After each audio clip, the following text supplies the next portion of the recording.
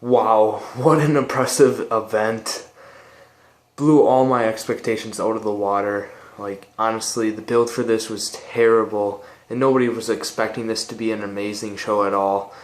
Everyone was expecting Sting Triple H to look like a 40-year-old versus a 50-year-old, which it did for a little bit, but that match was great. And you have the return of The Undertaker, and then obviously everyone was thinking that Roman Reigns is going to win in a, I don't know, like, just that he was going to win in general. Nobody seemed to like it. And that's what they're building towards with the I can and I will shirts and everything. Those probably will go on clearance soon. I don't know how long he's going to keep it with that, but yeah, wow, this event was awesome. Blew all my expectations out of the water. But yeah, let's just start talking about this. Start off on the pre-show. It was a 2-hour pre-show. I think the first hour was all coverage. Second hour was mostly some action. You start off with four tag team, like whatever it's called, the Scramble or whatever. I can't remember. I didn't watch the pre-show much. I just saw the highlights. Tyson Kidd and Cesaro won. They're still reigning tag team champions, which I like. And a couple of spots I saw, I think they did the usual tower spot from the turnbuckles where they all like triple suplex or whatever. I can't remember. And I saw this one part where like Cesaro has someone, I forgot who it was. He spins him around in the can't you remember? The giant swing, yeah. He swings him around, and then Tyson Kidd just does a drop kick to the guy's face. That was awesome. I forgot how they won. But yeah, I was watching March Madness. There's that one. It's on the pre-show, not too important, but I heard it was pretty good.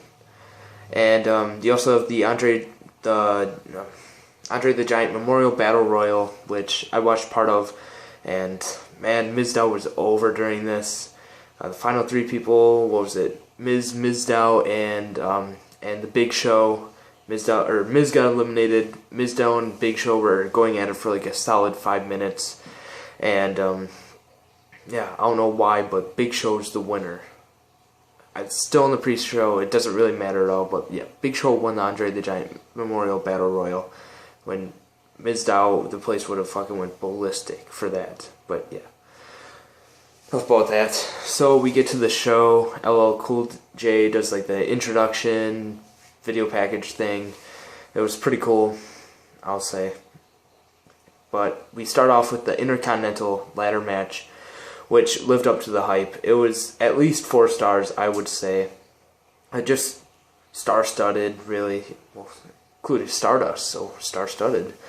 You also had like Daniel Bryan, Wade Barrett, Dean Ambrose, Dolph Ziggler, Luke Harper. I think a couple others were in it.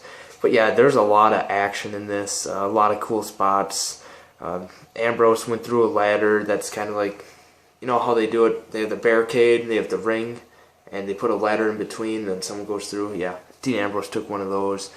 There's a lot of really cool spots in this one. It's a really good match, worth checking out if you have not seen WrestleMania live. So, yeah, at least 4 stars. Daniel Bryan wins it, new Intercontinental Champion. Great match. Next match was Randy Orton versus Seth Rollins, another really good match. These two, the build was not the greatest for them. I really liked their original build before, or like when Orton was just turning face. And then I think Rollins put him out for like 3 or 4 months. And then ever since he came back, he's been friends with Rollins, not friends with Rollins, and just kept flip-flopping between it. And I really did not like that build towards it. And this match was made like a week ago maybe. And what was the choice on Raw? It was like the Stooges and Seth Rollins versus Randy Orton. So yeah, they pretty much gave the match away on Raw, even though it was more of J&J Security doing it. But yeah, a really good match, a lot of really good athleticism. Orton brought back his colored trunks, and then plus his elbow pads kind of looked like the Legend Killer days, which I really liked. And at the end of this match, you will see the sickest RKO ever.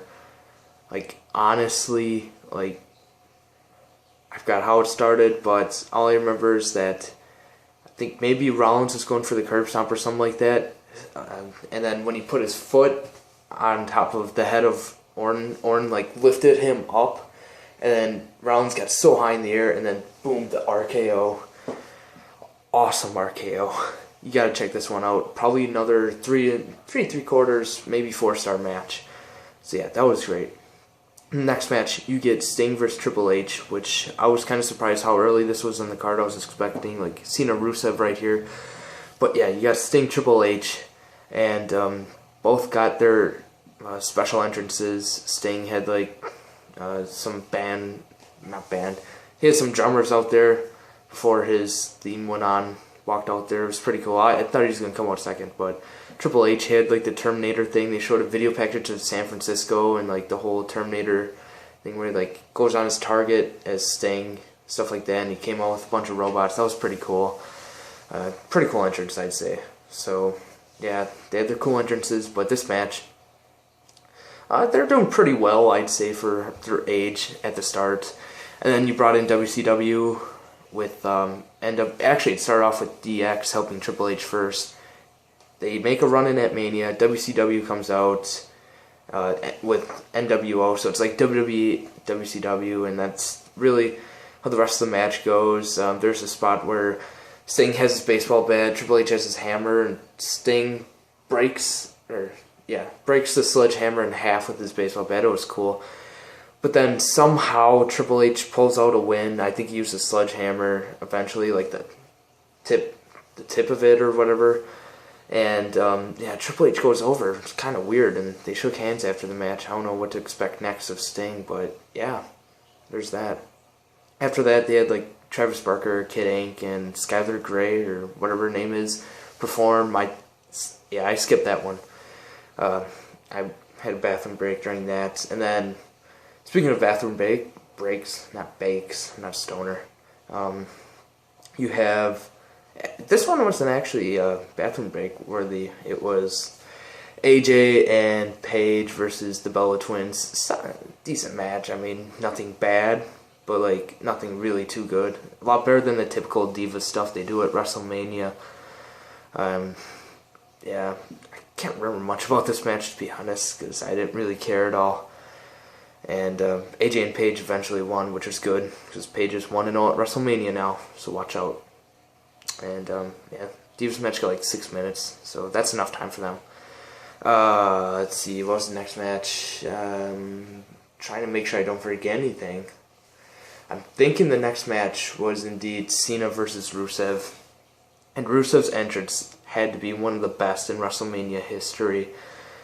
So they have a bunch of cannons on stage. They have the Russian soldiers, and in front of that they have Lana holding the U.S. title belt above her head, walking down to the ring. Behind her, the Russian soldiers with the Russian flag and everything. And really great entrance. Cena, typical entrance. This match was pretty good. Probably 3 and 3.5 stars. Cena kind of used some new moves in his arsenal. He did like a springboard stunner, I think it was. He jumped on the second rope, came back, stunned Rusev. Cena broke out with the Accolade.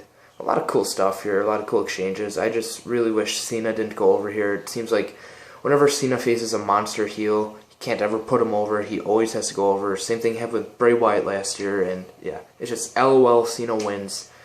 And yeah, Cena won that match. I don't know if Rusev will get a rematch for his U.S. title, but I don't know if he'll ever be the same. It'll depend on how WWE books him. So yeah, there's that. Let's see. And that was for the U.S. title, if you didn't know that. So John Cena is the new U.S. champion. After that, I think it was the Bray Wyatt versus The Undertaker match. And earlier in the day, it was reported that Bray Wyatt may have sprained his ankle during rehearsal for this match. So I didn't know what to expect out of him, but he had a pretty cool entrance too. He had like scarecrows that, like, when he'd touch, they'd come to life. It was actually kind of cool, and they'd follow him down to the ring. And it had that like really southern jungly fear. What the fuck am I saying? I don't know, jungly, like swampy feel to it. Like, yeah, it was just really cool, really fit his character, I really felt. And, yeah, Undertaker came back. He didn't have the buzz cut or the mohawk or the long wig hair. He had the I can't really say WrestleMania 20 hair. It would be a little shorter than that, but these guys had a decent match. I mean, didn't really need to be too good. They threw in some of the classic Undertaker stuff, like the old school Snake Eyes.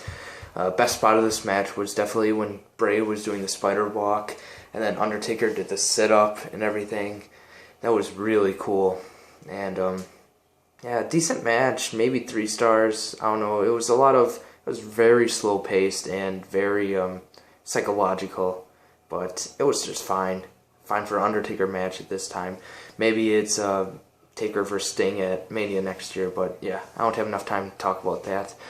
And the main event was really good. Brock Lesnar and Roman Reigns, they really threw everything at each other. It was awesome.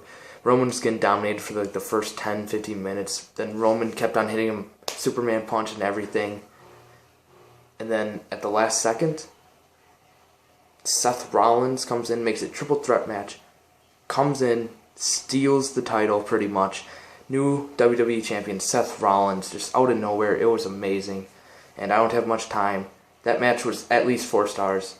And out of 10, I'd rate this event 8.5 or 9. Depends how you are on that. So like, comment, subscribe. I'll see you later.